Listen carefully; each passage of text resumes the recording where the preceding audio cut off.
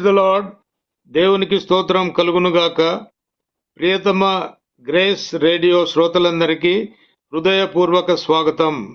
I'm hectare Hemasagar Poludas, your host for this podcast. Truth and times, a Christian perspective అనే ఈ పాడ్కాస్ట్లో ఈరోజు మరో ముఖ్యమైన టాపిక్తో మీ ముందుకు వస్తున్నాం. ఆ టాపిక్ ఏమిటంటే బైబిల్ ప్రవచనాలు, యుద్ధాలు, global implications, wars, Bible prophecies and global implications. మిత్రులారా, this is our 4th episode on the same subject we have been discussing for the past 3 episodes and today is the 4th episode. So ఈ యుద్ధాల గురించి, తర్వాత end times ఆ యొక్క సంకేతాల గురించి Bible పర్స్పెక్టివ్ను మనకు వివరించి ఈ సందేశం ఇవ్వటానికి విచ్చేసిన దైవజనులను మొట్టమొదట మీకు పరిచయం చేస్తాను. గౌరవనీయులు డాక్టర్ రవికుమార్ దరివేముల గారు, pastor Good Shepherd Church, Hyderabad. మరియు గౌరవనీయులు డేనియల్ విజయ్ ప్రకాష్ గొంతుపులి గారు, senior advocate cum Christian ideologue, Hyderabad. So వీరిరువురికి దైవజనులకు హృదయపూర్వక స్వాగతం, సుస్వాగతం. మిత్రులారా, పాస్టర్ గారి ప్రార్థనతో నేటి పాడ్కాస్ట్ను ప్రారంభించుకుందాం. ప్రార్థన చేసాం. పరిశుద్ధమైన ప్రేమల మా తండ్రి, దయగల నాన్న, నీ పాదములకు వెళ్ళిన స్తోత్రం చెల్లిస్తున్నాము. ప్రత్యేకంగా నాన్న ఈ పాడ్కాస్ట్ లో మీరు ఉండండి నాయన ప్రభా. మేము యుద్ధ సమాచారాలు వింటున్నాము నాయన ప్రభా. మరి వీటన్నిటి ద్వారా మరి నాయన ప్రభా మీరు మాకు ముందే నాయన ప్రవచనాల ద్వారా మీరు మాకు తెలియజేశారు నాయన ప్రభా. నాయన అందుకు నీకు స్తోత్రాలు చెల్లిస్తున్నాము, స్తుతులు చెల్లిస్తున్నాము నాయన ప్రభా. ఈ సమయంలో ప్రభా ఈ పాడ్కాస్ట్ పార్టిసిపేట్ చేస్తున్నటువంటి నీ దాసులు నాయన బ్రదర్ హేమసాగర్ని బట్టి, బ్రదర్ డానియల్ విజయ్ గారిని బట్టి నీకు వందనాలు చెల్లిస్తున్నాం నాయన ప్రభా. మరి నాయన వారి ద్వారా మీరు మాట్లాడండి నాయన ప్రభా. మరి నాయన అదేవిధంగా నాయన ప్రభా పాస్టర్ సుభాష్ గారిని వారి పరిచయం మీరు దీవించి ఆశీర్వదించండి నాయన ప్రభా. వింటున్న ప్రతి శ్రోతను నాయన ప్రభా వారి హృదయం తెచ్చుకుని నాయన ప్రభా నీ వాక్యంతో నింపబడి నాయన ప్రభా నీ వాక్యం ద్వారా జీవించడానికి నీకు దయచేయమని నీకు స్తుతులు చెల్లిస్తూ మా ప్రభువుని రక్షకుడైన యేసుక్రీస్తు పేట ప్రార్థించి అడిగి వేడుకొంచున్నాం తండ్రి, ఆమేన్.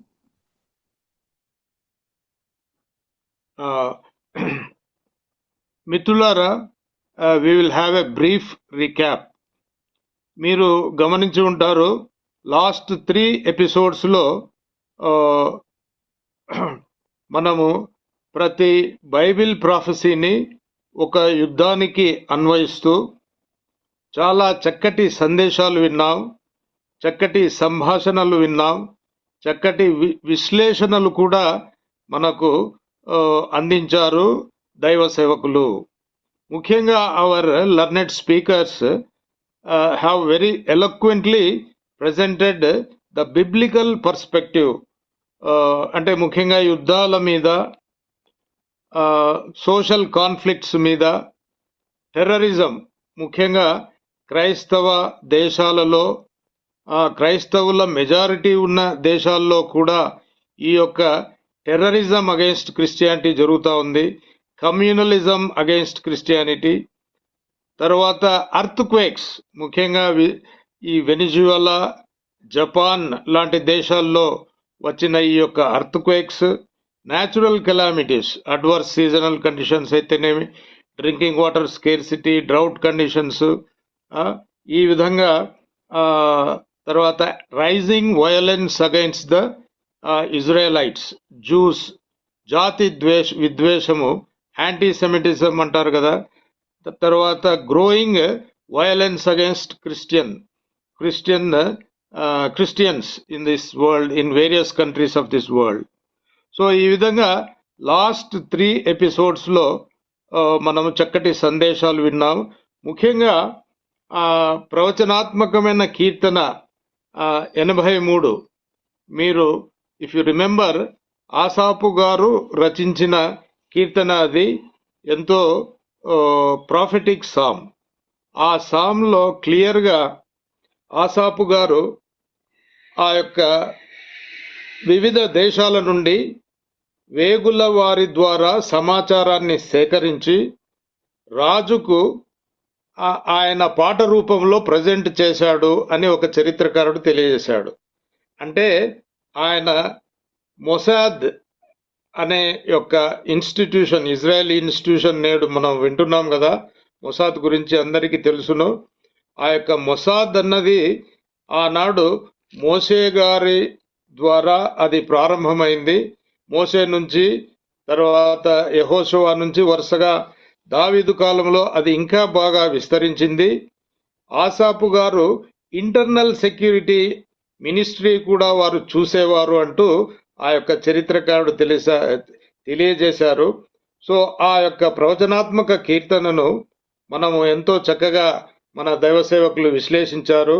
అదేవిధంగా రెండవదిగా ఎహెచ్కేల్ గ్రంథంలోని 38, 39 అధ్యాయాలలోని గోగు మాగోగు ప్రవచనము. A coalition of countries, powerful countries led by Russia will invade Israel and ultimate గా ఆ యొక్క అంతిమ విజయము దేవునిదే అన్న ఆ యొక్క ప్రవచనాన్ని ఎంతో సుదీర్ఘంగా మనము చర్చించాము. గౌరవనీయులు మనకు చక్కటి సందేశాన్ని తెలియజేశారు. అదేవిధంగా మూడవ ప్రవచనము ఏలాము ప్రవచనము.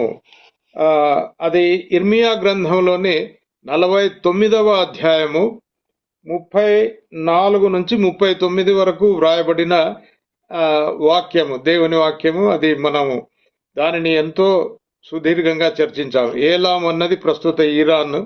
ఏ విధంగా దేవుడు దాన్ని సమూలంగా నాశనం చేయబోతున్నాడు, ఏ విధంగా దాని యొక్క బలాన్ని, దాని వింటిని విరవబోతున్నాడు దేవుడు, ఏ విధంగా వాళ్ళ రాజులను, వాళ్ళ సైన్యాన్ని సమూలంగా నాశనం చేయబోతున్నాడు, ఏ విధంగా ప్రజలు ఇరానియన్స్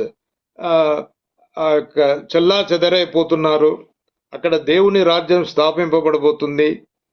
తర్వాత ఫైనల్ గా కరుణగల దేవుడు వారిని మళ్ళీ తిరిగి వచ్చి సెటిల్ కావటానికి ఇరాన్లో వారికి అనుమతి ఇస్తాడు అని చెప్పి కూడా ఆ ప్రవచనంలో తెలియజేసింది.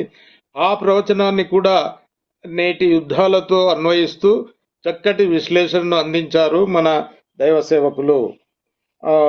కాబట్టి మిత్రులారా, అంతేకాదు సూడాన్లో జరుగుతున్న సివిల్ వార్, ఇతర ఆఫ్రికన్ కంట్రీస్లో జరుగుతున్న social conflicts, China Taiwan conflicts, అది ఎక్స్ప్లోజివ్, నిజంగా ఎప్పుడో ఒక రోజు అది పేలనుంది. అదేవిధంగా Pakistan Afghanistan war, ongoing war, Cambodia Thailand, ఈ విధంగా ప్రపంచంలో జరుగుతున్న భీకర యుద్ధాలన్నిటినీ ప్రస్తావించడం జరిగింది. It was really wonderful debate. మిత్రులారా, ఫైనల్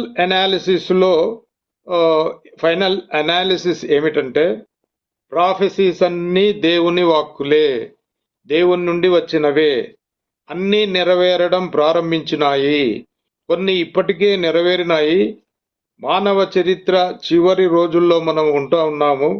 ప్రభువులకు ప్రభు అయిన యేసు ప్రభు వారి యొక్క శాశ్వత ప్రభుత్వము త్వరలో రానున్నది, కలవరపడకండి, భయపడకండి అన్న క్రిస్టియన్ పర్స్పెక్టివ్ను గ్రేస్ రేడియో ఎంతో బలంగా వినిపించింది లాస్ట్ 3 ఎపిసోడ్స్లో. మిత్రులారా, నేటి ఈ స్క్రిప్చర్ పోర్షన్ ఏమిటంటే, 2 ప్రాముఖ్యమైన ప్రవచనాలు ఉన్నాయి. మొదటిది దానియేలు గ్రంథం 2వ అధ్యాయంలోని నెబుకద్నెజర్ గారి కల, డ్రీమ్. దానియేలు గారు ఆ యొక్క కలభావాన్ని ఏమి వివరించారు, తర్వాత కలలో దాగి ఉన్న ప్రవచనం ఏమిటి అన్నది మనం ప్రధాన చర్చలో తెలుసుకుంటాం. అదేవిధంగా 2వ బైబిల్ ప్రవచనము ప్రకటన గ్రంథంలోని ఆర్మగెడాన్ యుద్ధం. ఈ ప్రవచనము చివరి దినాల్లో జరగబోయే దైవిక యుద్ధం. ఈ టాపిక్ను కూడా నేటి యుద్ధాల నేపథ్యంలో బిబ్లికల్ పర్స్పెక్టివ్ను మీకు అందించబోతున్నాం. అదేవిధంగా 3వ అంశంగా వెస్ట్ ఏషియన్ వార్, ప్రస్తుతము చెలరేగిపోతున్న యుద్ధము, ఎనర్జీ క్రైసిస్ రాబోతుంది, impact of this war on Indian economy అన్నది మనం మరొకసారి చర్చించబోతున్నాం. ఈ విధంగా అద్భుతమైన ఉత్కంఠ కలిగించే విశ్లేషణలతో ఈరోజు మీ ముందుకు రాబోతున్నాం. మిత్రులారా, గౌరవనీయులైన మన స్పీకర్స్ రెడీగా ఉన్నారు కాబట్టి ఇంకా డిబేట్ను ఇమ్మీడియట్గా ప్రారంభిద్దాం. మొదటి ప్రశ్న గౌరవనీయులు అడ్వకేట్ గారికి.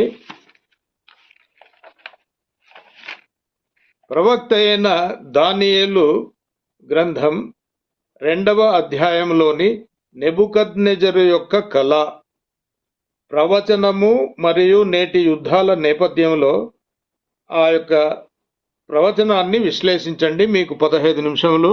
Thank you very much sir. Thank you. ఈ దానియేలు గ్రంథంలోని 2వ అధ్యాయంలో ఏ కళ అయితే ఉందో నెబుకద్నెజరు కథ, అది అందరికి కూడా బాగా తెలుసు. చాలా స్పష్టంగా కూడా మనకి రాయబడి ఉంది. చిన్నప్పటి నుంచి కూడా మనకి ఈవెన్ సండే స్కూల్స్ వాటిలో కూడా సండే స్కూల్ టీచర్స్ కూడా చెప్పడం కూడా జరిగింది. సో దానిలో ఒకసారి చూస్తే మనం before going in it the role of Daniel ఒకసారి చూస్తే, అంటే డానియల్కి దేవుడి పట్ల ఉన్న విశ్వాసాన్ని ఒకసారి చూస్తే 18వ అధ్యాయం, అదే అధ్యాయంలో 18వ వచనంలో తానును తన స్నేహితులను బబులోనులోని తక్కిన జ్ఞానులతో కూడా నశింపకుండానట్లు ఆ కళ యొక్క మర్మం విషయంలో పరలోకమందున్న దేవుని వలన కటాక్షం పొందు నిమిత్తమై ఆయన వేడుకోడనని వారికి హెచ్చరించాను. సో అంటే ఇది దానియేలుకి దేవుడి పట్ల ఉన్న విశ్వాసాన్ని ఇక్కడ కనపరుస్తుంది. సో ఆ విశ్వాసాన్ని ఏమన్నాడంటే, మనం నశించకూడదు, మనతో పాటు ఉన్న మిగతా వాళ్ళు కూడా నశించకూడదు. కాబట్టి దేవుడి సన్నిధిలోకి వెళ్ళి మనం మొరపెడతాం. ఎప్పుడైతే దేవుడి సన్నిధికి వెళ్ళి మనం మొరపెడతామో ఆయన మనకి దాన్ని దయచేస్తాడని. అట్లాగే 19వ వచనం చూస్తే, అంతటా రాత్రి యందు దర్శనముల చేత ఆ మర్మము దానియేలునకు బయలుపరచబడిన కనుక దానియేలు పరలోకమందు దేవుని స్తుతించాడు. సో ఇక్కడ ఏంటంటే కృతజ్ఞత. సో దేవుని వేడుకున్నాడు, దేవుడు ఆయనకి బయలుపరిచాడు, వెంటనే దేవుణ్ణి స్తుతించాడు బయలుపరిచినాను. సో ఇక్కడ ఇది దానియేలు నుంచి మనం అందరూ కూడా నేర్చుకోవాల్సింది. దేవుని పట్ల ఉండాల్సిన విశ్వాసం, భయభక్తితో ఉండటం, విశ్వాసంతో ఉండటం.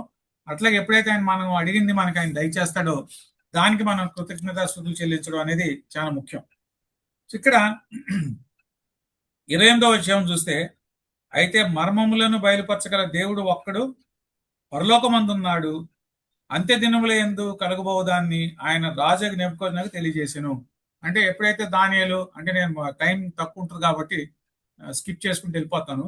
అంటే దానియేలు సమక్షంలో దానియేలుని నెబుకద్నెజరు సమక్షంలో తీసుకెళ్ళడం జరిగింది. నెబుకద్నెజరుతో దానియేలు అన్నది అంటే దేవుడు గురించి చెప్పాడు. అంటే సహజంగా ఏంటంటే ఇవాళ మనం చూస్తున్నాం చాలా మంది నేను అనేది ఎక్కువైపోయింది మనకి. ఎస్పెషలీ కొంతమంది పాస్టర్స్ లో నేను ప్రార్థన చేస్తే, నేను చేయడం వల్లనే అనేది ఎక్కువైపోయింది. కాబట్టి ఇక్కడ ఆయన ఏమన్నాడంటే, అయితే మర్మములను బయలుపరచగల దేవుడు ఒకడు పరలోకమందున్నాడు, అంత్య దినమునందు కలగబోదాన్ని ఆయన రాజు నెబుకద్నెజరుకు తెలియజేశాడు. సో ఇక్కడ చాలా స్పష్టంగా చెప్పాడు. అంటే దేవుడు తెలియపరుస్తున్నాడు. ఎవరి ద్వారా తెలియపరుస్తాడు? క్రైస్తవుల ద్వారే, సేవకుల ద్వారే, ఆయన ఎందుకు భయభక్తులు వాళ్ళ ద్వారా కూడా తెలియపరుస్తాడు. దాని అర్థం అదేని కాదు. ఇక్కడ నెబుకద్నెజరు కూడా ఆయన దేవుడిని ఎందుకు విశ్వాసం ఉంచిన వాడు కాదు, బట్ ఆయన ద్వారా కూడా దేవుడు బయలుపరిచాడు. సో ఎవరైనా వాడుకుంటాడు. మనం ఇంకా చూస్తే కోరేష్ ఇట్లాంటి కూడా వాడుకున్నాడు. సిమిలర్ ఇక్కడ చూస్తే దానియేలు చాలా స్పష్టంగా ఎక్స్ప్లెయిన్ చేసుకుంటూ వచ్చాడు రాజుగారికి ఆ కళని ఏమొచ్చిందని చెప్పి దాన్ని స్పష్టంగా చేసుకుంటూ వచ్చాడు. సో ఇక్కడ మనం చూస్తే ఫస్ట్ ఏముందంటే తల, సో శిరస్సు బంగారంతో ఉంది. సో దాన్ని మనం జనరల్ గా గోల్డెన్ ఈరా కింద పిలుస్తాం. సో గోల్డెన్ ఈరా దాని పీరియడ్ ఏంటని చూస్తే it starts from 605 to 539 BC అనేది చాలా మంది కూడా దాన్ని ఇది చేస్తున్నారు. అంటే మెజారిటీ అలా చెప్తున్నారు. Years maybe this way or that way, but 605 to 539 BC. So ఇది అప్పుడు ఏ రాజ్యాలు ఉన్నాయంటే బాబిలోన్. సో నెబుకద్నెజరు పాలన. సో నెబుకద్నెజరు పాలనని గోల్డెన్ ఈరాగా దాన్ని చెప్పడం జరిగింది. తర్వాత నెక్స్ట్ చూస్తే 39వ వచనంలో, తాము చనిపోయిన తర్వాత తమ రాజ్యము కంటే తక్కువైన రాజ్యం ఒకటి లేచును. సో అక్కడ అదేంటి? సిల్వర్ ఈరా అంటారు దాన్ని, silver Ira. So that is ఆ పీరియడ్ 539 to 333 BC అంటున్నారు. సో ఆ సమయంలో ఏ రాజ్యం ఉందంటే పర్షియన్ కింగ్డమ్ ఉంది. ఆ సమయంలో పర్షియన్ కింగ్డమ్ ఉంది. అంటే డిగ్రేడ్ అవుతూ వస్తుంది. ఇక్కడ మనం ఏంటంటే గోల్డ్ సిల్వర్. నెక్స్ట్ చూస్తే బ్రాంజ్ ఈరా వచ్చింది. అటు తర్వాత లోకమంతా ఏలునట్టి 3వ రాజ్యం ఒకటి లేచును, అది ఇత్తడి వంటిది అగును. So bronze era. సో దీని పీరియడ్ ఏంటంటే 333 నుంచి 4950 BC వరకు అని అంటున్నారు. సో అది ఏంటంటే గ్రీస్ కింగ్డమ్, సో గ్రీసు యొక్క రాజ్యం. సో ఇట్లా ఒక్కొక్కటి చూసుకున్నట్లయితే నెక్స్ట్ 40 వచనం చూస్తే, పిమ్మట 4వ రాజ్యం ఒకటి లేచును, అది ఇనుము వలె బలముగా ఉండెను. ఐరన్ అండ్ క్లే దానిలో ఉంది కదా, ఐరన్ అండ్ క్లే ఈరా అంటారు దాన్ని. సో ఇదేంటంటే 49 BC నుంచి ఆల్మోస్ట్ క్రైస్ట్ డెత్ వరకు అనేది చాలా మంది, అంటే మేబీ 33 ఆర్ 34 32 AD వరకు అనేది. సో ఇది ఏంటి అంటే Roman Kingdom. This is Roman Kingdom. So ఇట్లా ఒక్కొక్కటి చూసుకున్నట్లు వస్తే మనకి చాలా స్పష్టంగా ఇవన్నీ కూడా జరిగినాయి, ఇవన్నీ కూడా జరుపుకుంటూ వచ్చినాయి. ఇవన్నీ జరుపుకుంటూ వచ్చినప్పుడు లాస్ట్ లో చూస్తే మనకి 42వ వచనంలో చూస్తే, పాదములు వేళ్ళు కొంత మట్టుకును ఇనుపవిగాను కొంత మట్టుకు మట్టివిగాను ఉన్నట్టు ఆ రాజ్యము ఒక విషయంలో బలముగాను ఒక విషయంలో నీరసముగాను ఉండును. అటువలే మనుషుల జాతులు మిళితమై ఇనుము మట్టితో అతగనట్టు వారు ఒకరితో ఒకరు పొసగక ఇందురు. సో అక్కడ నుంచి చూసి లాస్ట్ ఇయర్ ఏదైతే ఉందో, యేసుక్రీస్తు మరణం తర్వాత ఆఫ్టర్ డెత్ చూస్తే మనం ఇవన్నీ కూడా ఏంటంటే అదే దీనిలో ఉన్నాయి. అలా ఏంటి, ఇసుకను ఇనుము, ఎందుకంటే అవి రెండు కలవు, మట్టిని కలవు కాబట్టి ఇవాళ చూస్తే మనం చాలా స్పష్టంగా కనపడుతున్నాయి. ఎస్పెషల్లీ మన కంట్రీలో చూసుకుంటే, అంతకుముందు కూడా మనం 2-3 సార్లు చర్చించుకున్న వీటి మీద చాలా స్పష్టంగా ఏ రోజు ఎవరితో ఉంటారు, ఏ రోజు ఎవరితో కలిసి ఉంటారు, ఏ రోజు ఎలా ఉంటారు, ఏ రోజు ఏది అనేది అంత కూడా ఇట్స్ నాట్ కాంక్రీట్. జస్ట్ ఆ టైం బీయింగ్ లేకపోతే ఆ particular period 2 years 5 years 3 years అన్నట్టుంది. సిమిలర్లీ ఇంటర్నేషనల్ కూడా the relationship with in countries కూడా అలాగే ఉంది. సో ఈ ఈరాలోకి మనం వచ్చాం. సో దీన్ని మనం ఒక బెడ్ రాక్ ఈరా అంటారు, లేదంటే ఒక రకంగా చెప్పాలంటే church, the period of the church. So దీన్ని చాలా స్పష్టంగా మనం చేసుకోవాల్సి ఉంది. అట్లాగే ఇంకా కొద్ది డీటెయిల్కి వెళ్ళే ముందు ఒక 2-3 వర్షాలు కూడా నేను చదివేస్తాను. 44లో చూస్తే, ఆ రాజుల కాలములో పరలోకమందున దేవుడు ఒక రాజ్యము స్థాపించును, దానికి ఎన్నటికీ నాశనం కలగదు, ఆ రాజ్యము దాన్ని పొందిన వారికి గాక మరెవరికి చెందదు, అది ముందు చెప్పిన రాజ్యములన్నింటినీ పగలగొట్టి నిర్మూలం చేయను గాని అది యుగ యుగముల వరకు నిల్చును.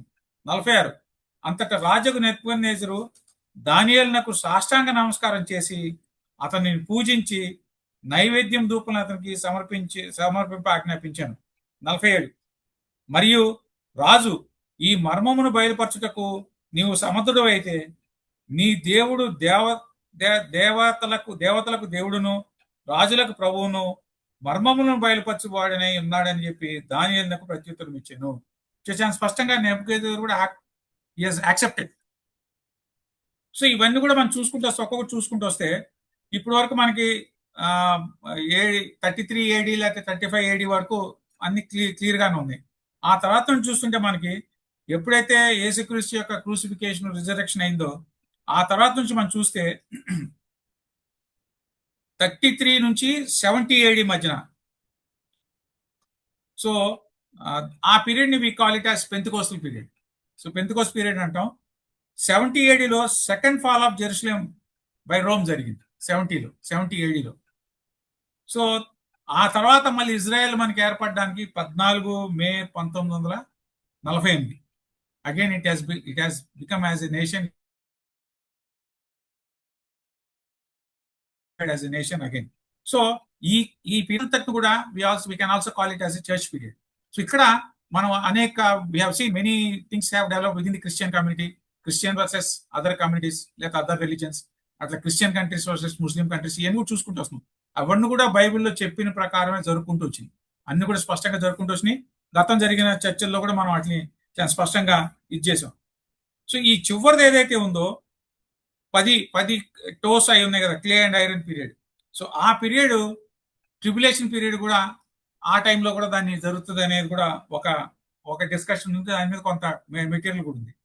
సో ఇక్కడ ప్రధానంగా మనం గమనించుకోవాల్సింది ఏంటంటే, వీటన్నిటికి కూడా సంఘం సిద్ధపడాల్సిన బాధ్యత ఉంది. సో చాలా స్పష్టంగా ఇక్కడ రాయబడి ఉంది. మన 44వ వచనంలో చూస్తే, సో దేవుడు వస్తాడు, ఎందుకంటే ఇజ్రాయెల్ ఒంటరిదైపోతుంది, చుట్టుముట్టేస్తారు ఇజ్రాయెల్ని. శత్రువులను చుట్టుముట్టినప్పుడు వాళ్ళ కోసం దేవుడు అక్కడికి వచ్చి వాళ్ళ తరఫున యుద్ధం చేయడం జరుగుతుంది. సో అప్పుడు ప్రపంచం అంతా కూడా దాన్ని తెలుసుకుంటుంది. ఆ తర్వాత ర్యాప్చర్ ఇవన్నీ కూడా మనం చూసినట్లయితే ఒక్కొక్కటి చాలా స్పష్టంగా ఆ, ప్రకటన గ్రంథం ఇవన్నీ కూడా రాసి ఉన్నాయి. సో ఇక్కడ మనం ఒకసారి ఇంకొక రిఫరెన్స్ చూద్దాం. లూకా 21 లూకా 21 అధ్యాయం 20 నుంచి 28 వచ్చాను.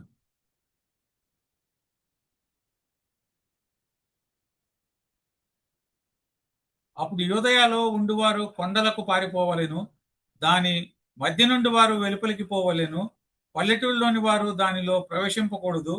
లేఖనములలో రాయబడినవన్నీ నెరవేరుటకై అవి ప్రతి దండన దినములు. ఆ దినములో గర్భిణీలను పాలిచ్చు వారికిను శ్రమ, భూమి మీద మిక్కిలి ఇబ్బందియు ఈ ప్రజల మీద కోపమును వచ్చును.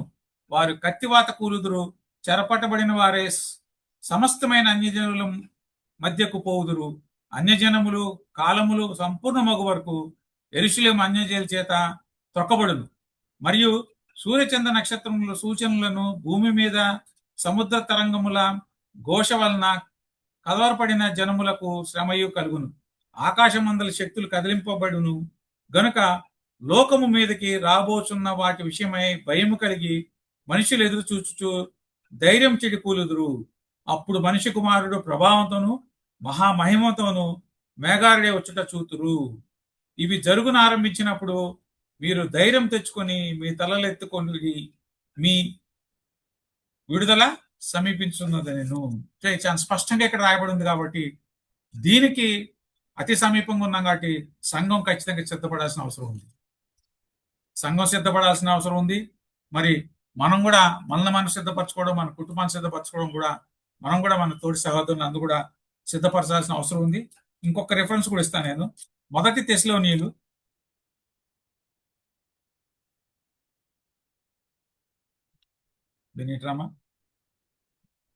1 తెస్సలోనియులు 4వ అధ్యాయం 15 నుంచి 18. మేము ప్రభు మాటను బట్టి మీతో చెప్పున్నదేమగా, ప్రభువు రాకడ వరకు సజీవులమై నిలిచి ఉండు మనము నిర్దించిన వారి కంటే ముందుగా ఆయన సన్నిధి చేరము. ఆర్భాటముతోను ప్రధాన దూత శబ్దంతోను దేవుని బోరతోను పరలోకము నుండి ప్రభువు దిగి వచ్చును. క్రీస్తునందుండి మృతులైన వారు మొదట లేతురు. ఆ మీదట సజీవులమై నిలిచి ఉండు మనము వారితో కూడా ఏకముగా ప్రభువుని ఎదుర్కొంటకు ఆకాశ మండలమునకు మేఘముల మీద కొనిపోబడుదుము. కాగా మనము సదాకాలం ప్రభుతో కూడా ఉందుము. కాబట్టి మీరు ఈ మాటల చేత ఒకరినొకడు ఆదరించుకోనుడి. సో స్పష్టంగా రాయబడి ఉంది. సో ముందర మృతులు లేస్తారు, ఆ మీదట మనం. It may be in minutes or కొంతమంది దైవజనులకు చెప్పింది ఏంటంటే 40 రోజులు టైం ఉండొచ్చు మనకి ప్రిపేర్ అవడానికి, ఇట్లా అని కూడా అంటున్నారు. But I'm not sure about it. But water rate maybe ముందల మృతులు లేస్తారు, ఆ మీదట సజీవులు. బై గాడ్స్ గ్రేస్ మనం అప్పుడు దాకా సజీవులు ఉంటే మనం ఆ మీదట మనం లేస్తాం. కాబట్టి చాలా స్పష్టంగా లాస్ట్ లో ఉందంటే ఒకరిని ఒకడు, కాబట్టి మీరు ఈ మాటల చేత ఒకరినొకడు ఆదరించుకుంది. సో దీన్ని బట్టి మనం ఏంటంటే ఖచ్చితంగా we need to prepare. Time is very near. So అతి సమీపంగా ఉన్నాం కాబట్టి ఖచ్చితంగా సిద్ధపడాలి. ఇజ్రాయెల్ కొరకు ప్రార్థించాలి. మరి ముఖ్యంగా మన దేశంలో ఉన్న క్రైస్తవుల కొరకు ప్రార్థన చేయాల్సి ఉంటుంది. ఎందుకంటే మిగతా స్టేట్స్ లో చాలా దుర్మార్గం ఉంది. ఛత్తీస్గఢ్ ఆ ప్రాంతాలు చూస్తే అసలు చాలా భయంకరంగా జరుగుతుంది. నాకు తెలిసిన వాళ్ళు ఇవాళ దే కాల్ మీ, మన సొసైటీలో మెంబర్స్ వాళ్ళు.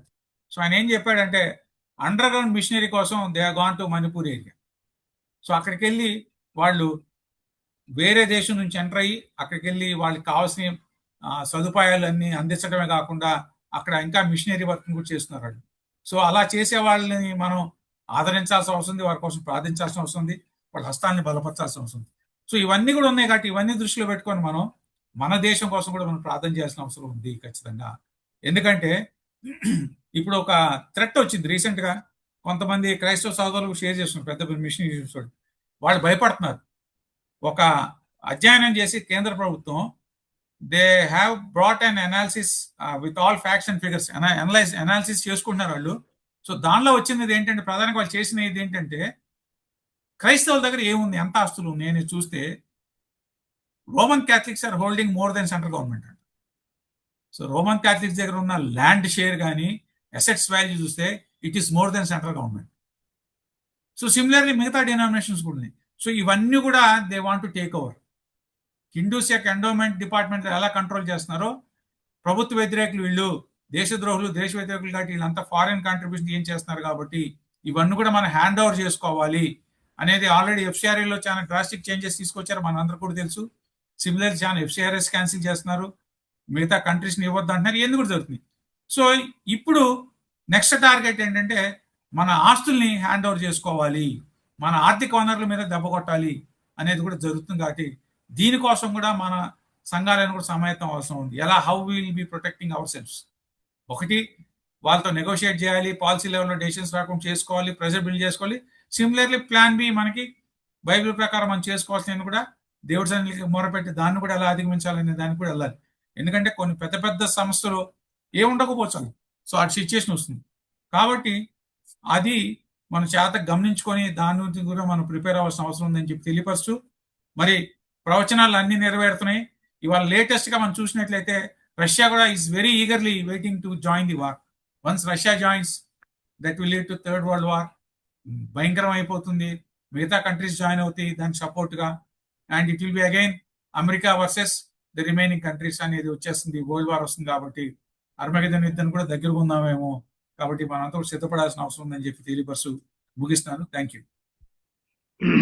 మిత్రులారా, ప్రవక్త అయిన దానియేలు గారి ప్రవచనాన్ని అడ్వకేట్ దానియేల్ గారు అద్భుతంగా మనకు వివరించారు. చాలా థ్యాంక్స్ విజయ్ గారు. ఆ థియలాజికల్ సిగ్నిఫికెన్స్ అయితేమి, current events and political developments ఏవైతే క్రిస్టియన్స్కు యాంటగనిస్టిక్గా ఉన్నాయో వాటిని అన్నిటి పట్ల మీరు చక్కటి అవేర్నెస్ కలిగించారు. Thank you very much. We will proceed to the second question to hour beloved pastor గారు. ప్రకటన గ్రంథంలోని ఆర్మగెడాన్ ప్రవచనము చివరి దినాల్లో జరగబోయే దైవిక యుద్ధాన్ని, విజయాన్ని సూచిస్తుంది. ప్రస్తుత యుద్ధాల నేపథ్యంలో ఈ యొక్క యుద్ధాన్ని మీరు మీ యొక్క సందేశంలో బిబ్లికల్ పర్స్పెక్టివ్ ప్రజెంట్ చేయవలసిందిగా మిమ్మల్ని కోరడమైనది sir. Thank you very much. మీకు 15 నిమిషములు time. Thank you very much sir. Thank you brother Sagar. మరి ఆర్మగిడ్డోను అనేది వర్డ్ మొదటిగా చూసినట్లయితే ప్రకటన గ్రంథము 16వ అధ్యాయము,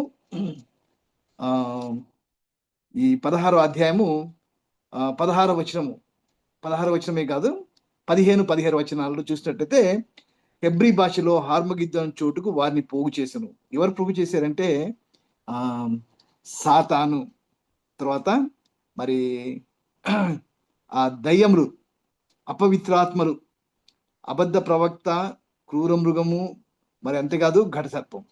సో ఇది సటానిక్ ట్రినిటీ అన్నమాట.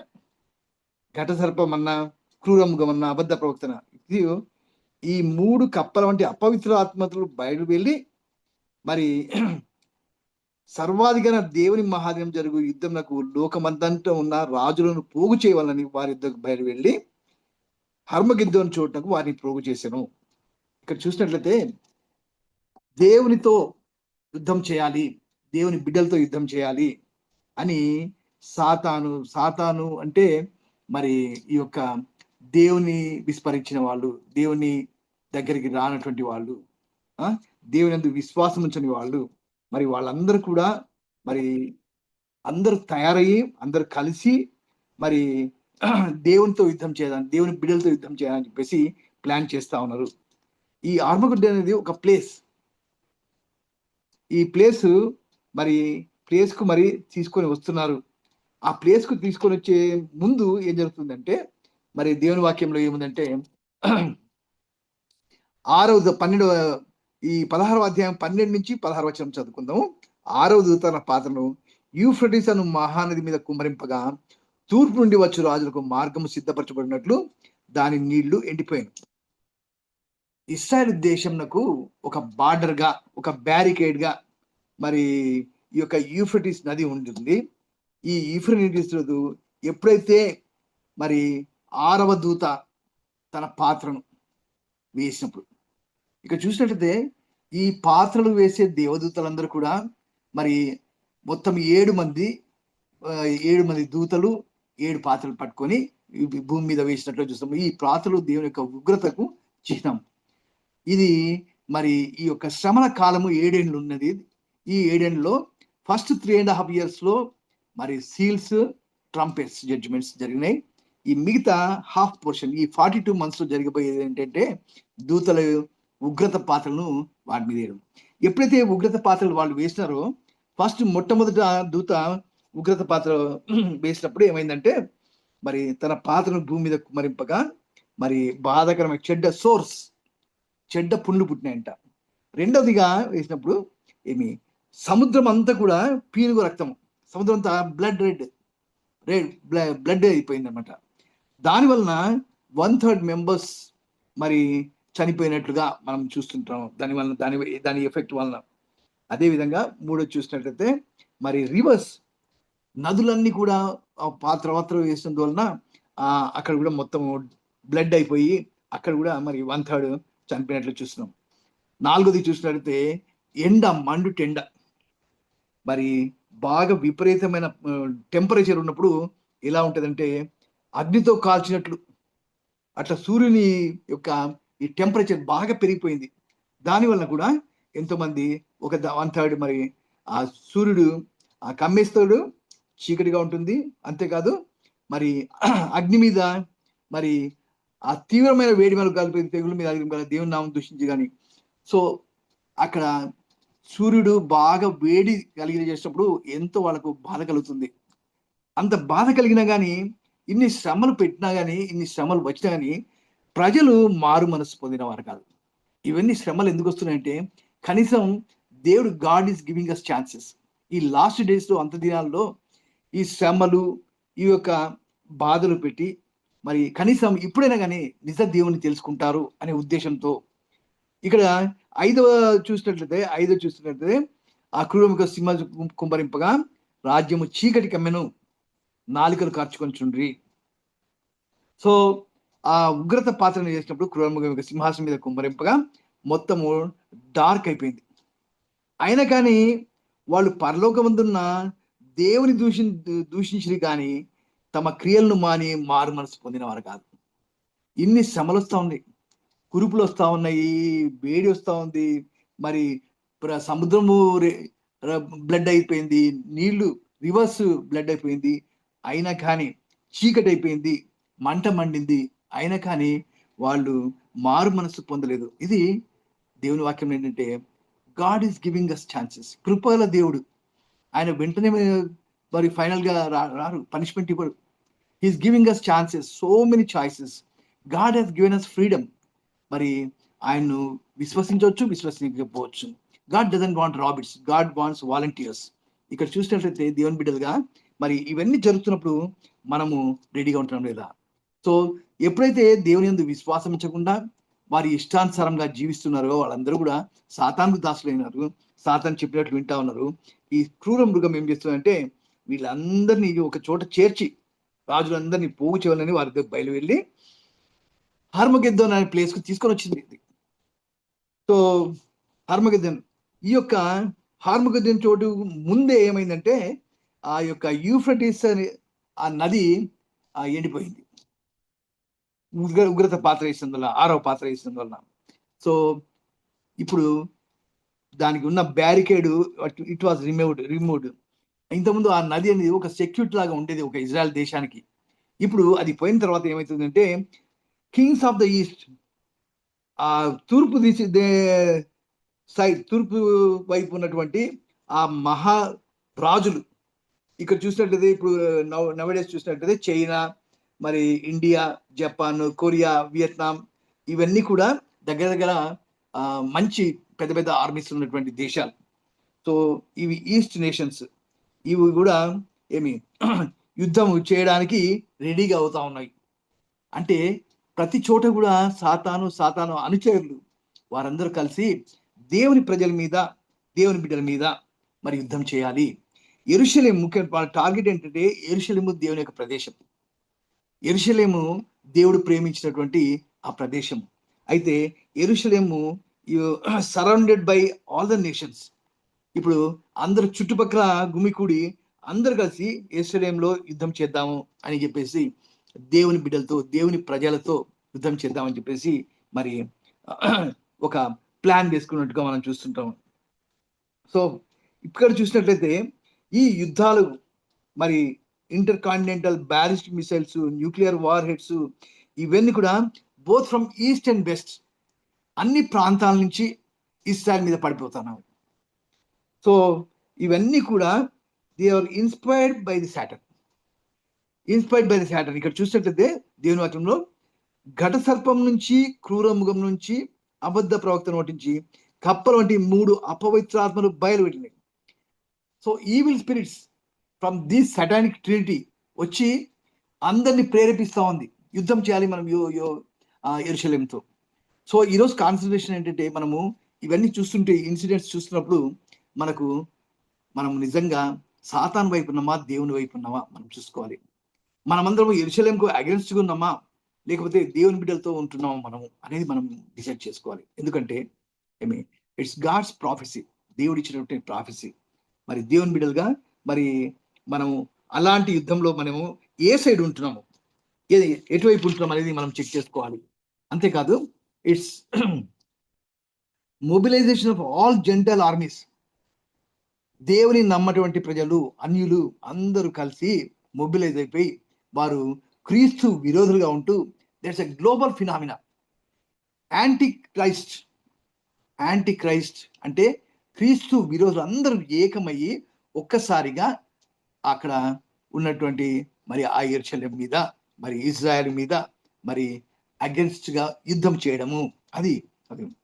సో ఇది లాస్ట్ డేస్ లో జరుగుతుంది. ఇవన్నీ శ్రమలు అయిపోయినప్పుడు అది ఫైనల్ గా మరి క్రీస్తు సెకండ్ కమింగ్ ఆ టైంలో, అంతేకాదు ఆయన యొక్క మిలేనియం 1000 ఏళ్ల పరిపాలన జరిగే ముందు జరిగేటువంటి ఈ యొక్క యుద్ధము, ఫైనల్ యుద్ధం అది between satanic forces and Christ. క్రీస్తు ఒకవైపు, ఈ satanic forces, satanic gentile nations అవన్నీ కూడా. బట్ ఫైనల్ గా క్రైస్ట్ విన్స్. క్రీస్తు మరి ఆయన Lord of lords, king of kings. ఆయన వాళ్ళందరినీ తన నోటి నుంచి విడదయ్యేటువంటి ఆ ఖడ్గంతో అందరినీ చంపేసేస్తున్నట్టుగా మనం చూస్తున్నాం. So final victory is God's. దేవుని బిడ్డలుగా మరి మనం ఇంకా ఎటువైపు ఉంటాం ఈ సమయంలో? ఇంకా దేవుని అంగీకరించకుండా మన ఇష్టానుసారంగా జీవిస్తున్నామా లేదా? లేకపోతే మరి ఇవన్నీ కూడా ఈ యుద్ధాలే కాదు, అర్త్ క్వేక్స్ వస్తూ ఉన్నాయి. ఈ అర్త్ క్వేక్స్ వస్తుంటే వలన ఆల్మోస్ట్ 1/10 యెరూషలేంలో కాదు, ఎక్కడ చూసినా కానీ 1/10 పీపుల్ చనిపోతున్నారంట. ఇవన్నీ అంతేకాదు, ఈ స్లాటర్ మరి యుద్ధాలు జరుగుతూ ఉన్నాయి.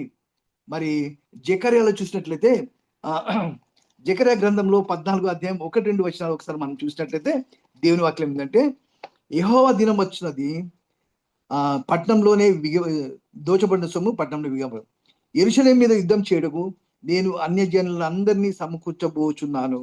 పట్టణం పట్టబడును, ఇండ్లు కొల్లబెట్టబడును, స్త్రీలు చెరబడరు, పట్టణంలో సగం మంది చెరబట్టబడిపోదు. అయితే శేషించు వారు నిర్మూలం కాకుండా పట్టణంలో నిలుతురు. So it's God's plan. ఇక్కడ యుద్ధాలు జరుగుతుంది, అందరూ కూడి వస్తున్నారు, యెరూషలేము మీద యుద్ధం చేస్తున్నారు. అంటే నేను అన్యజనులందరినీ సమకూర్చబోచున్నాను. దేవుడే ఈ యొక్క చూస్తుంటే మరి ఆ ప్లాన్ ఏంటంటే, ఈయన ఎందుకు చేస్తున్నాడంటే, మరి ఆయన రాజు అయి ఉంటుంటాడు. ఎందుకు ఇవన్నీ చేస్తున్నాడంటే ఆయన పర్పస్ ఏంటంటే, 9వ వచనం చూసినట్లయితే 14:9లో యెహోవా సర్వలోకమునకు రాజు అయి ఉండును, ఆ దినంన యెహోవా ఒక్కడే అనియు ఆయన పేరు ఒక్కటే అనియు తెలియజేయబడును. అంతేకాదు, ఆయన నామము పరిశుద్ధపరచబడాలి, ఆయనకు మహిమ ఘనత రావాలి, ఆయన నామం అనేకుల ఎదుట తను తాను పరిశుద్ధపరచుకోవడానికి యుద్ధాలు కండక్ట్ చేస్తున్నాడు. It's God's purpose. So before that మరి మనము ఎవరి వైపును? Do we know him? నిజంగా దేవుడు మనకు తెలుసా? ఆయన మన రక్షకుడిగా ఉంటున్నాడని తెలుసా? యేసుక్రీస్తు ఈ లోకానికి వచ్చాడు, రక్షకుడు వచ్చాడని మనం తెలుసుకుందామా? ఇంకా మనం మారు మనసు పొందలేదా? ఒకసారి చెక్ చేసుకుందాం. చెక్ చేసుకొని మరి ఇంకా మనం ఒప్పుకోపోతే, పాపంలో ఒప్పుకొని మారు మనసు పొంది దేవుని బిడ్డలుగా మనం జీవిద్దాం, దేవునితో ఉందాం. Because final victory is God's. So ఈ శ్రమలు, బాధలు ఇవన్నిటిని మరి జయించడానికి దేవుడు మనకు శక్తి ఇస్తాడు. సో ఇటువంటి పరిస్థితుల్లో నువ్వు భయపడాల్సిన పర్లేదు. God is with you. God's promises చాలా ఉన్నాయి మనకు. ఈ ప్రామిస్ ఏంటంటే, గాడ్ మీరు ఫియర్ నాట్, కలవరపడకండి, మీరు భయపడకండి, అంతేకాదు మీరు ఏమి ఇంకా పీస్ బి టు యూ, మీకు సమాధానం కలుగును గాక అని అంటా ఉన్నాడు. మనకు దేవుడు ఆయన బిడ్డలను వదిలే దేవుడు కాదు. ఎటువంటి సమయంలో కానీ God is with his people. Emmanuel దేవుడు మనకు తోడైనటువంటి దేవుడు. కాబట్టి షెల్వి ఒకసారి దేవుని వైపు మనం చూద్దాం. ఎటువంటి శ్రమలు వచ్చినా, ఎటువంటి యుద్ధం వచ్చినా లుక్ అంటు గాడ్, యేసు వైపు చూడాలి. దేవుని వైపు చూస్తే మనం will be blessed. Over to brother సమయం. థ్యాంక్ యూ సార్, అద్భుతమైన సందేశాన్ని ఇచ్చారు. ఆర్మగెడ్డన్ ఇది చాలా వెరీ క్రిటికల్ సబ్జెక్ట్ సార్, కానీ మీరు దాన్ని చాలా సింప్లిఫై చేసి చిన్న పిల్లవానికి కూడా అర్థమయ్యే విధంగా చక్కగా మాకు వివరించి తెలిపారు. నిజంగా గొప్ప క్లారిటీతో వివరించారు. Thank you very much sir. We will proceed to the next question to our advocate గారు. పశ్చిమ ఆసియాలోని యుద్ధాల వల్ల రష్యా, యుక్రెయిన్ మరియు ఇతర యుద్ధాల వల్ల చమురు సంక్షోభం తీవ్రమవుతుంది. అదేవిధంగా ఆర్థిక అస్థిరత ఇంకా అధికము కానున్నది. సో ఈ విధంగా మనము ముఖ్యంగా భారతదేశం 90% వెస్ట్ ఏషియన్ ఆయిల్ మీద ఆధారపడే దేశం కాబట్టి మనకు కూడా గడ్డు దినాలు రానున్నాయా? మీరు మీ సందేశంలో వివరించండి. Thank you very much. మీకు 10 minutes sir. Thank you very much. ఖచ్చితంగా ఆ ఇంపాక్ట్ ఇప్పటికే మనం చూస్తున్నాం. రకరకాల అనాలిసిస్ కూడా జరుగుతున్నాయి, అన్ని కూడా చూస్తున్నాం. So it's a fact. యుద్ధాల వలన that is impacting our economy of our country. Direct గా మన ఇండియన్ ఎకానమీ మీద పడితే ఇండైరెక్ట్ గా మన అందరి మీద కూడా పడుతుంది ట్యాక్సుల రూపంలో. At the same time source of livelihood పెరగదు కానీ కాస్ట్ ఆఫ్ లివింగ్ పెరుగుతుంది. సో అక్కడ ఆ మిస్ మ్యాచ్ వస్తుంది మళ్ళీ మనకి. అంటే ఈవెన్ ఇండివిజువల్ ఫ్యామిలీస్ కూడా నెగిటివ్లోకి వెళ్ళే పరిస్థితి చాలా మటుకు వచ్చినాయి, చాలా మందికి వస్తున్నాయి. సో దీన్ని క్రైస్తవులు ఖచ్చితంగా గమనించాలి. సో దాన్ని సర్ప్లస్లోకి ఎలా వెళ్తాం మనం అనేది కూడా మనం కూడా we need to individually check, సంఘంగా మరి వ్యక్తులుగా. సో ఇక్కడ I just want to share a point before going into the subject. ఎప్పుడైనా కానీ when our future is attack, ఎందుకంటే already we are being attack, future కూడా ఇంకా అటాక్స్ ఉన్నాయి. ఒకటి క్రైస్తవులుగా అటాక్స్ ఫేస్ చేస్తున్నాం. సిమిలర్లీ ఎకనామిక్ అటాక్స్ కూడా మన మీద జరుగుతున్నాయి. అంటే తప్పనిసరిగా we are being forced into these things, ఈ వార్స్ వలన కానీ ఇవన్నీ కానీ. సో అటువంటప్పుడు సిమిలర్లీ మన విశ్వాసం వాటి మీద కూడా అటాక్స్ అవుతున్నాయి, మన మీద కూడా అవుతుంది. ఆ సిచ్యుయేషన్ ఎప్పుడైతే ఎదురవుతుందో then we need to go to the foundation. మన పునాదుల దగ్గరికి మనం వెళ్ళాలి ఒకసారి. సో క్రైస్తవులుగా మన పునాది ఎక్కడ ఉంది, ఆ పునాది నుంచి మనం కరెక్ట్గా అదే పునాది మీద కట్టుకుంటూ వెళ్తున్నామా, అదే పునాది మీద మన సంఘ కాపులు కానీ మన సంఘాలు కానీ కడుతున్నాయా, లేదంటే మారిపోతుందా అనేది కూడా మనం ఖచ్చితంగా చెక్ చేసుకోవాలి. సిమిలర్లీ దానికి ఒక చిన్న ఎగ్జాంపుల్ చూసుకుంటే ఇజ్రాయెల్ ఐగుప్తు అనే పునాదిని చూసుకుంటుందా, కనాన్ అనే పునాదిని చూసుకుంటుందా అనేది కూడా చాలా అవసరం. ఎందుకంటే ఈ తన్నిటి గల కారణం మీద మనం బైబిల్ ప్రవచనాలు ఏం చూసుకుంటూ వస్తున్నాం. I just want go in to one point. అంతకుముందు కూడా మనం డిస్కస్ చేస్తున్నాం.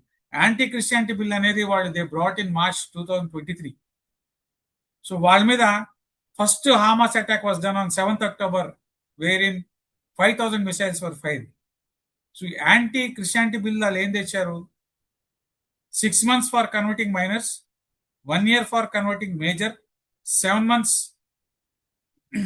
ఇది వాళ్ళు తీసుకొచ్చిన దానికి 7 months తర్వాత వాళ్ళ మీద అటాక్ జరిగింది. ఆ తర్వాత మళ్ళీ దాన్ని వాళ్ళు తెలుసుకొని తమ తప్పున్నారు, సర్దిద్దుకున్నారు, తీవ్రమైన ఎన్ని జరిగింది. సో అప్పటి నుంచి యుద్ధం జరుగుతూనే వస్తుంది, వాళ్ళకి యుద్ధం జరుగుతూనే వస్తుంది. కానీ ఇక్కడ ఆ యుద్ధం అలా జరుపుకుంటూ వచ్చి వాళ్ళు ఏ సిచ్యువేషన్ మనం అందరికి కూడా బాగా తెలుసు. దాని ప్రభావం భారతదేశం మీద ఎలా ఉంది, మన మీద ఎలా ఉంది అనేది మనం చూసుకుంటే ప్రధానంగా ఇక్కడ ఏం జరుగుతుందంటే క్రూడ్ ఆయిల్ ప్రైజెస్ బాగా పెరుగుతున్నాయి. అట్లాగే షిప్పింగ్ డిలేస్ ఉన్నాయి. ఈ సప్లై చైన్ వల్నరబిలిటీ కూడా చాలా స్పష్టంగా కనపడుతుంది. అంటే supply chain in sense suppliers, vendors, logistic providers. So వీళ్ళ మీద ఈ వల్నరబిలిటీకి ఎలా ప్రోన్ అవుతున్నారంటే ఎక్స్టర్నల్ ఏవైతే దొరుకుతున్నాయో యుద్ధాలు ఏవైతే జరుగుతున్నాయో ఈ యుద్ధాల వలన వాళ్ళ మీద ఆ వల్నరబిలిటీ పడుతుంది. సో యుద్ధం ప్రభావం వలన లాజిస్టిక్స్ ప్రాబ్లం వస్తుంది, వెండార్స్ చాలా నష్టాలు పోతున్నారు, సప్లయర్స్ చేయలేని పరిస్థితి ఉంది. మన దేశం ఇంపోర్ట్ చేసుకోవాలంటే వేరే రూట్ రావడం అవుతుంది, ఫ్లైట్ ఛార్జెస్ ఎక్కువ అవుతున్నాయి, ఇన్సూరెన్స్ ఛార్జెస్ పెరుగుతున్నాయి. ఇట్లా రకరకాల రూపంలో ఆ ఏవైతే ఎనర్జీ సప్లైస్ వాటి మీద ఆ ప్రభావం పడుతుంది. ఫర్ ఇన్స్టెన్స్ మనం చూసినట్లయితే ఒక బేరల్ మీద $10 పర్ బేరల్ పెరిగినప్పుడు దాన్ని చూసుకుంటే మనం $14 to $13 బిలియన్ పడుతుందంట. అంటే టోటల్ చేసుకుంటే ఒక బ్యారెల్ మీద $10 పెరిగినప్పుడు క్రూడ్ ఆయిల్ మీద దాని ప్రభావం మొత్తం మన భారతదేశం మొత్తం లెక్కేసుకుంటే, మనం ఇంపోర్ట్ చేసుకునే దాని మీద మొత్తం లెక్కేసుకుంటే $13 to $14 బిలియన్ ఇది పెరుగుతుందంట మనకి. అంటే అంత పెరిగినప్పుడు ఇప్పటికే చాలా డెఫిసిట్ లో ఉన్నాం, ఇంకా కరెంట్ డెఫిసిట్ ఇంకెంత పెరుగుతుంది. ఇప్పటికే భయంకరమైన డెఫిసిట్ లో ఉన్నాం. దాదాపుగా ఈ ప్రభుత్వం వచ్చిన కాంచి గత 12-13 సంవత్సరాల్లో 30 లక్షల కోట్లు వేశారు ఓన్లీ పెట్రోలియం ప్రొడక్ట్స్ మీద. 30 లక్షల కోట్లు ట్యాక్స్ వేయడం జరిగింది, అవసరం ఉన్నా లేకపోయినా. మరి అవసరం ఉన్నా లేకపోయినా వేసినప్పుడు ఇప్పుడు అవసరం వచ్చినప్పుడు ఇంకా ఎక్కువ వేస్తారు. సో ఆ ప్రభావం డైరెక్ట్ గా భారతదేశం మీద పడిన, ఇండైరెక్ట్ గా మన ప్రతి కుటుంబం మీద పడుతుంది. సో అదొకటి. రెండోది ఏంటంటే షిప్పింగ్ డిలేస్ ఉన్నాయి, రేపు పొద్దున రిజర్వ్స్ ఉంటాయో లేవో ఈ భయంతో కూడా ఏంటంటే ఎక్కువ కాలానికి మనోళ్ళు కాంట్రాక్ట్స్ చేసుకోవడం, లాంగ్ పీరియడ్ కోసం కాంట్రాక్ట్ చేసుకోవడం, హయ్యర్ ప్రైస్ లో కొనటం అనేది కూడా జరుగుతుంది. అంటే మిటిగేషన్ ప్లాన్స్ కోసం స్టాక్స్ పెట్టుకోవాలనే దాంతో హయ్యర్ ప్రైస్ మీద కొంటున్నారు, లాంగ్ టర్మ్ వాళ్ళకి అగ్రిమెంట్స్ చేసుకుంటున్నారు. ఇవన్నీ చేసుకోవడం వల్ల అత్యధికమైన ధరలతో వాళ్ళ నుంచి కొనుక్కోవడం కూడా జరుగుతుంది. సో ఇవన్నీ కూడా మనం చూసుకుంటే ఖచ్చితంగా దేశం మీద ప్రభావం ఉంది. మరి ఇవే పక్కన పెడితే మరి రాబోయే రోజులు ఇంకెలా ఉంటుంది, మన మీద యుద్ధం, మన మీద దాడి జరిగినా ఆశ్చర్యం లేదు. పాకిస్తాన్ వాడు రెడీ కాసుకొని ఉన్నాడు, ఎప్పుడు చూస్తా, ఎప్పుడు దొరుకుద్దా, ఎప్పుడు దొరుకుతా వాడు కాసుకొని ఉన్నాడు, ఒక పక్కన చైనా వాడు కాసుకొని ఉన్నాడు. సో ఈ ఎనర్జీ సప్లైస్ మీదే కాకుండా దేశానికి కూడా మన యొక్క ముప్పు వాటిల్లు ఉంది. కాబట్టి దీనికోసం దేశం సిద్ధపడాలి. క్రైస్తవులుగా మనం ఖచ్చితంగా ఎక్స్టర్నల్ ఫోర్సెస్ నుంచి తట్టుకునే దానికోసం మనం సిద్ధపడాలి, సంఘం సిద్ధపడాలి.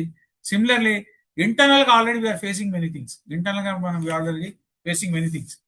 మరి ఇక్కడ ఒక వాక్యం చెప్పి నేను ముగించాలనుకుంటున్నాను. ఒకటి, మనం చూసుకున్నట్లయితే యేసుక్రీస్తు యూదా గోత్రం నుంచి వచ్చాడు.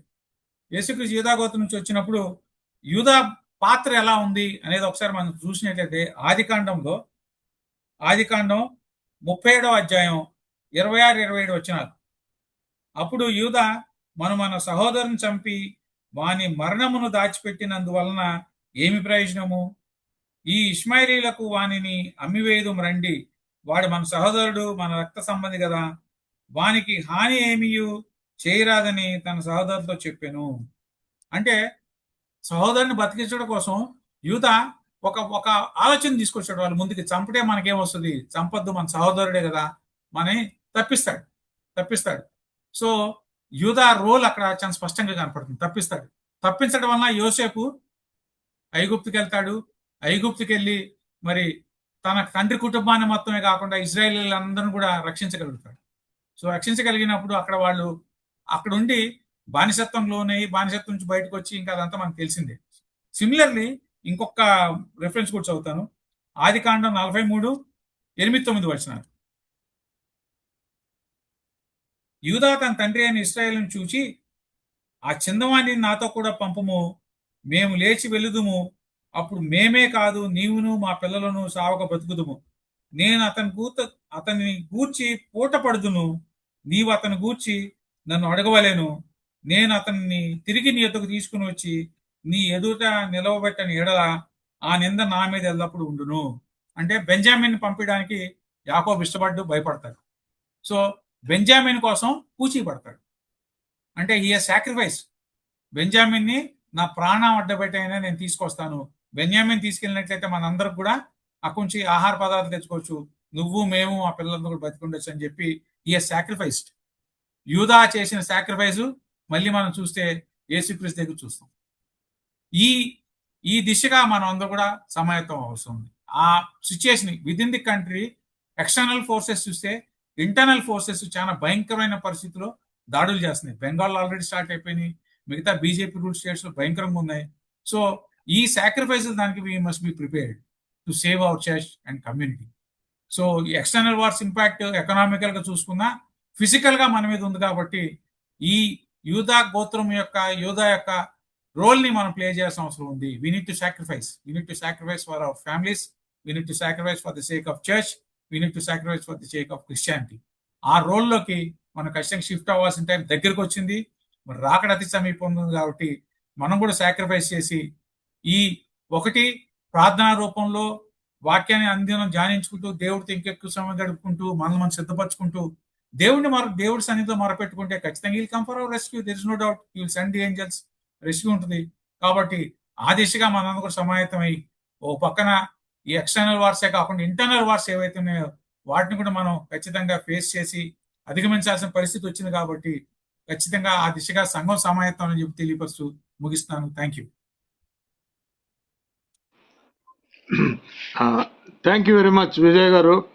క్రిస్టియన్స్గా అటాక్ ఫేస్ చేస్తున్నాము, ఎకనామిక్గా కూడా మనం అటాక్స్ ఫేస్ చేస్తున్నాము. కాబట్టి it is time for Christians to go back to the basics or fundamentals అని చెప్పేసి చాలా బలంగా వినిపించారు. నిజంగా this is very very very thought provoking message. ప్రతి ఒక్క క్రైస్తవుడు ఈ యొక్క ఎకనామిక్ కండిషన్స్ను కూడా దృష్టిలో పెట్టుకుని ఆలోచించాల్సిన సమయం ఇది. Thank you very much for the wonderful message. చివరి ప్రశ్న గౌరవనీయులు పాస్టర్ గారికి. మానవ శక్తి అంతా క్షణికం, దేవుడే చరిత్రకు అంతిమ అధిపతి. మానవ చేతులు లేని రాయి ఢీకొట్టి ప్రపంచాన్ని నాశనం చేస్తుంది. దేవుని రాజ్య స్థాపనను దేవుని రాజ్యం స్థాపిస్తుంది. ప్రవచనాల నెరవేర్పుపై మీ సందేశాన్ని ఇవ్వండి సార్. అదేవిధంగా ప్రార్థన ఆశీర్వాదంతో పాడ్కాస్ట్ను ముగించండి. Thank you very much sir. Thank you brother Sai. ఇక్కడ చూసినట్లయితే ప్రవచనములు మరి ఈ ప్రకటన గ్రంథంలో అంతా కూడా ప్రాఫెసీనే. యేసుక్రీస్తు అంత్య దినాల్లో మరి రాకముందు ఎటువంటి శ్రమలు వస్తాయి, ఎటువంటి ఇవన్నీ వస్తాయి, పర్పస్ ఏంటి, గాడ్స్ పర్పస్ ఏంటి అని ఇక్కడ చూసినట్లయితే మరి ఆయన రెండో రాకముందే మరి ఎన్నో శ్రమలు వస్తాయని చెప్పేసి ముందే ఆయన చెప్పారు. భూకంపాలు వస్తాయి, కరువులు వస్తాయి, మరి అంతేకాదు యుద్ధాలు జరుగుతాయి, యుద్ధ సమాచారం ఇవన్నీ కూడా ముందే యేసుక్రీస్తు ముందే మనకు చెప్పారు.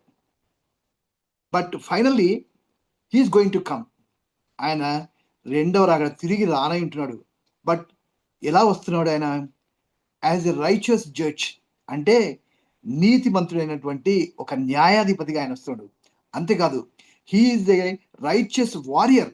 ఒక యుద్ధం అంటే రకరకాల ఇప్పుడు సాతాను ప్రేరేపించినటువంటి ఈ అన్యజనులు అందరూ కూడా ఎవరైతే మరి యూదులను నాశనం చేయాలి, తుడిచిపెట్టాలి, అంతేకాదు మరి క్రీస్తును నమ్మిన, క్రీస్తును యందు విశ్వాసం ప్రతి వారిని చంపడానికి, వాళ్ళతో యుద్ధం చేయడానికి వీళ్ళందరూ కూడా వస్తూ ఉన్నారు. కాబట్టి దేవుడే he's coming as a warrior, అంటే ఆయన యుద్ధం చేస్తాడంట. Only Christ on behalf of us. So దేవుడే, యేసు ప్రభువే యుద్ధం చేస్తాడంటే దేవుని వాక్యంలో ఏముందంటే మరి ప్రకటన గ్రంథం 19వ అధ్యాయము మరి 15వ వచనం ఒకసారి చూసినట్లయితే జీసస్ యేసుక్రీస్తు యొక్క ఒక వారియర్ లాంటి లక్షణం ఎక్కడుందంటే అంతేకాదు. And already he's king of kings. 16వ వచనం చూసినట్లయితే రాజులకు రాజును ప్రభువులకు ప్రభును అన్న నామం ఆయన వస్త్రం మీదను తొడ మీదను రాయబడినది. So Jesus Christ is the king of kings, lord of lords. So ఆయనకు మించిన వాళ్ళు ఎవరు లేరు. He's the final judge, he's the final king and he's the final warrior. యుద్ధం ఆయన వారియర్ ఎప్పుడు ఏంటంటే 19:17 చూసినట్టు జనములను కొట్టుటకై ఆయన నోటి నుంచి వాడిగల ఖడ్గము బయలు వెడులుచున్నది. ఆయన నోట్లో ఉండి ఒక వాడిగల ఖడ్గం బయటికి వస్తుంది. ఆయన ఇనుపందంతో వారిని ఏలను. ఆయనే సర్వాధికారి. దేవుని తీక్షణమైన ఉగ్రతను మద్యపు తొట్టి త్రొక్కును. సో దేవుని యొక్క తీక్షణమైన ఉగ్రత యేసు ప్రభు చూపిస్తాడు ఫైనల్ గా. ఇంకోటి 21వ వచనంలో చూసినట్లయితే కడమవారు గుర్రం మీద కూర్చున్న వాని నోటి నుండి వచ్చిన ఖడ్గం చేత వధింపబడి. ఫైనల్ గా ఇంకా శేషం ఉండదు, ఇంకా నో అపోజిషన్ పార్టీ. సో అవిశ్వాసులందరూ కూడా చనిపోతారు. ఎవరు ఎవరో కాదు, యేసు ప్రభువు చంపిస్తా ఉన్నాడు. చూసినట్లయితే గుర్రం మీద కూర్చున్న వాని నోటి నుండి వచ్చిన ఖడ్గం చేత వధింపబడిది. సో గాడ్, యేసుక్రీస్తే, he's going to kill all the people, those who are not believe, those who do not believe in him. ఆయన మీద విశ్వాసం లేని వారి మాంసము పక్షులన్నీ కడుపార తినను. నిజంగా యేసుక్రీస్తు ఎంత గొప్పవాడు, ఎంత మహిమగల రాజు ఆయన. సో చాలా మంది ఏంటంటే, మనం యేసుక్రీస్తు దీనుడిగా వచ్చాడు, మరి సాత్వికుడిగా వచ్చాడు, మన కోసం ప్రాణం పెట్టాడు, సరే. బట్ ఇప్పుడు కాదు. ఇప్పుడు ఆయన తిరిగి ఎలాగొస్తున్నాడు అంటే, ఒక జడ్జి లాగా వస్తా ఉన్నాడు, ఒక వారియర్ లాగా వస్తా ఉన్నాడు, ఒక king of kings, lord of lords గా వస్తున్నారు. మరి ఆయన ఎదుట మనం నిల్చుకోవాలి. Can you stand before him? ఆయన పరిశుద్ధమైన దేవుడు. సో ఆయన దగ్గర మనం నిలబడాలంటే ఫస్ట్ మనకు క్వాలిఫికేషన్స్ లేవు. We don't have any qualification. నువ్వు కేవలం ఆయన దగ్గరికి వచ్చి పాపంలో ఒప్పుకొని, ప్రభువా నన్ను క్షమించు, నీ రక్తంలో నన్ను కడుగుమని ఒప్పుకుంటే ఆయన దగ్గర నువ్వు ఫేస్ చేయగలవు. లేకపోతే you can't face the holy God. యేసు ప్రభు ఎదురుగా మనం నిల్చోలేము మనం కదా. ఏ క్వాలిటీని బట్టి నువ్వు యేసుక్రీస్తు ముందర ఉండగలవు? నీకు ఏ మంచి పని చేస్తావని చెప్పేసి ఆయన ఎదురుగా ఉండగలవు? కాదు. నీ మంచి పనుల వల్ల నువ్వు దేవుని దగ్గర ఎదురుగా నిలబడలేవు. కాబట్టి ఇక్కడ చూసినట్లయితే ఆయన he's going to punish each and every one. ఆయన ఎందుకు విశ్వాసము ఉంచకపోతే, and he's coming as a righteous judge and he's a righteous warrior.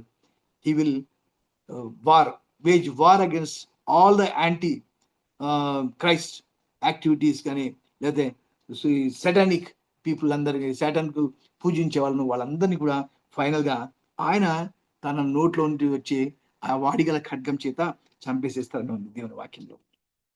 కాబట్టి మరి god is very powerful and he's going to slay all the people, those who are unbelievers.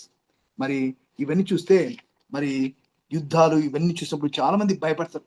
కానీ దేవుడి బిడ్డలకు there is one assurance. చూసినట్లయితే Timothy రాసిన 2వ పత్రిక 1వ అధ్యాయం 7వ వచనం చూసినట్లయితే, దేవుడు మనకు శక్తియు ప్రేమయు ఇంద్రియ నిగ్రహం గల ఆత్మను ఇచ్చాను. ఏమేమి ఇచ్చిండు? దేవుడు మనకు శక్తి ఇచ్చిండు. He has given us power. ప్రేమయు, he has given us love. And ఇంద్రియ నిగ్రహము గల ఆత్మను, ఇంద్రియ నిగ్రహం అంటే మరి సెల్ఫ్ కంట్రోల్. మరి దేవుని బిడ్డలకు అటువంటి ఆత్మను ఇచ్చినాడు, కానీ పిరికితనం గల ఆత్మను ఇవ్వలేదు. కాబట్టి మనం భయపడడానికి ఛాన్స్ లేదు. God has given us a powerful tool. ఆయన శక్తి, ఆయన ప్రేమ, ఆయన ఇంద్రియ శక్తి గల ఆత్మను నీకు ఇచ్చినాడు. When you believe in Jesus Christ, నీకు ఆయన శక్తి ఉంటుంది. ఆయన నీకు ఇంద్రియ నిగ్రహ శక్తి ఇస్తాడు ఆయన. అంతేకాదు, ఆయన ప్రేమ నీలో ఉంటుంది. సో పిరికి గల ఆత్మ లేదు. కాబట్టి మనకు ఎన్ని యుద్ధములు వచ్చినా, ఎన్ని పోరాటాలు వచ్చినా, ఎన్ని శ్రమలు వచ్చినా, ఎన్ని శోధనలు వచ్చినా, మరి ఎన్ని ఇబ్బందులు వచ్చినా మనము భయపడే క్వశ్చన్ లేదు. God is with us. దేవుని యొక్క ప్రామిసెస్ చూసినట్లయితే, మరి చూడండి, నేను అంతం వరకు ఉంటాను, నేను మొదటి వాడను కడపటి వాడను, ఆల్ఫా ఓమేగా నేనే అంటే హీఈస్ ద ఇటర్నల్ గాడ్. ఎప్పుడు ఉండేటువంటి గాడ్. ఇంకా మనకు భయం ఏంటి? నేను మృతుడనైతిని, కానీ ఇప్పుడు నేను తిరిగి లేచిన, నేను జీవించున్నాను. Because I live, you will also live. నేను జీవించినా కాబట్టి నువ్వు కూడా జీవిస్తావు. ఇంత గొప్ప భాగ్యం ఎవరికి ఉండదు. And I'm holding the keys of Hades and death. ఆ మరణం యొక్క, హేడ్స్ యొక్క కీస్ నా దగ్గర ఉన్నాయి. కాబట్టి భయం ఎందుకు మనకు? So never, he will not allow you to go into the Hades of death when you have belief in him. దేవుని యందు విశ్వాసం ఉంటే, యేసుక్రీస్తు యందు విశ్వాసం ఉంటే నువ్వు చనిపోవు, నువ్వు ఎల్లప్పుడూ జీవిస్తావు. And he will be with you. ఆయన నీతో పాటు ఉంటాడు. మరి ఇమ్మానుయేలు దేవుడు. అండ్ అంతేకాదు, ఆయన నీ దగ్గర ఉన్నప్పుడు నీవు ఎవరికి భయపడాల్సిన పని లేదు. So god is with you. And those who believe in Christ, they will never die. They will be with him for ever and ever. And they will rule 100 millennium rules. దేవునితో పాటు మరి పరిపాలించే భాగ్యం దేవుడు ఇస్తాడు. ఇంత గొప్ప భాగ్యం వస్తూ ఉంది. సో ఇవన్నీ వింటుంటే మనం ఇంకా మనం సరి చేసుకోకుండా, ఇంకా నెగ్లెక్ట్ చేస్తూ, మన జీవితాన్ని దేవునికి ప్రాముఖ్యత ఇవ్వకుండా, మన ఇష్టానుసారంగా ఇంకా జీవిస్తూ, పర్వాలేదు దేవుడు ఎప్పుడైనా వస్తాడు, ఇవన్నీ ఇంకా యుద్ధాలు జరుగుతూనే ఉంటాయి, యేసుక్రీస్తు ఎప్పుడు వస్తాడు అని చెప్పేసి నువ్వు డిలే చేసినావంటే, మరి one day he will close the door. 10 మంది కన్యల్లో మనం సిద్ధపాటు లేకపోతే మరి మన పరిస్థితి ఏంటి? మనం బయటనే ఉంటాం, చీకట్లో ఉంటాం. సో మీరు ఎవరో నాకు తెలియదు అంటాడు. సో ఆ సిచ్యువేషన్ రాకుండా, అటువంటి పరిస్థితి రాకుండా ఇప్పుడే right now accept Jesus Christ as your saviour and lord. Saviour అంటే రక్షకుడు, నిన్ను రక్షించేవాడు.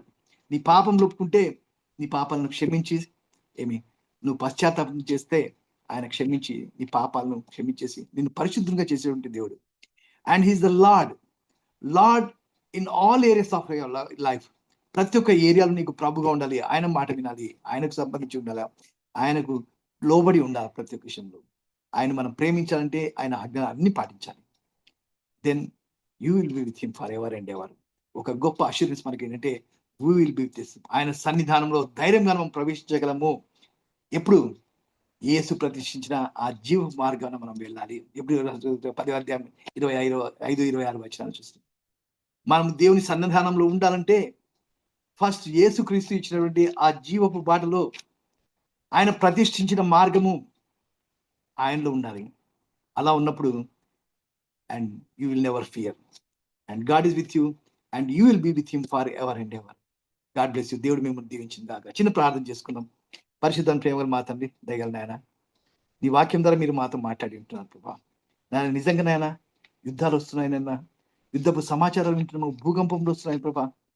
మరి ప్రభా మాకు మీరు పిరికి గల ఆత్మ ఇవ్వలేదు నాయన ప్రభా. ఎందుకంటే మీరు మాకు శక్తినిచ్చారు, ప్రేమనిచ్చారు, ఇంద్రియ నిగ్రహం గల ఆత్మను మాకు ఇచ్చారు నాయన. పరిశుద్ధాత్మ దేవుని మాకు ఇచ్చారు నాయన. నీకు వందనాలు ప్రభా. మేము ధైర్యంగా నీ వైపు చూస్తూ ముందుకు సాగుటకు, అనేకులకు దీవెనకరంగా ఆశంగా నీ సువార్త ప్రకటించకు, ధైర్యంగా ప్రకటించకు నీ శక్తి నీ బిడ్డలకు అందరికీ దయచేయమని నీకే స్తుతులు చెల్లిస్తూ మా ప్రభువుని రక్షకుడు యేసుక్రీస్తు పేరిట ప్రార్థించి అడిగి వేడుకొంచున్నాం తండ్రి. ఆమేన్. మన పరమ తండ్రి దేవుని యొక్క ప్రేమయు, మన ప్రభువుని రక్షకుడు యేసుక్రీస్తు కృపయు, పరిశుద్ధాత్మ దేవుని అన్యోన్య సహవాసం చేరిన మనకు వీటి ప్రతి శ్రోతకు ఇప్పుడు ఎల్లప్పుడు సదాకాలం తోడండి నడిపించును గాక. ఆమేన్. ఆమేన్.